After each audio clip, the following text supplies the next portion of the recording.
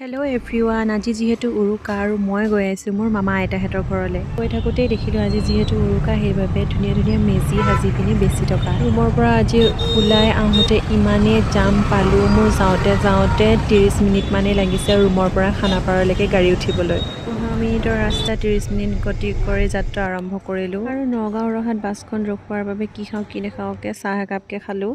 প্ৰায় 4:30 মানত নামিয়ে দেখিলোঁ দেখোন মোৰ ভাইটি মানে মোৰ মামৰ ল'ৰাই নিব আহিছে। আচলতে মই যোনখন বাছত আহিছোঁ সেই বাছখন ডাইৰেক্ট ডিফুলৈ যায় আৰু মোৰ আইতাহঁতৰ ঘৰ হৈছে হাউৰাঘাট বেলগুৰি।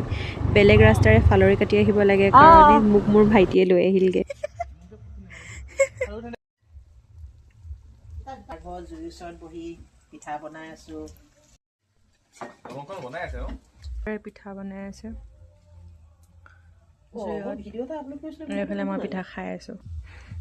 পিঠা বনাই আছোঁ, খাই আছোঁ।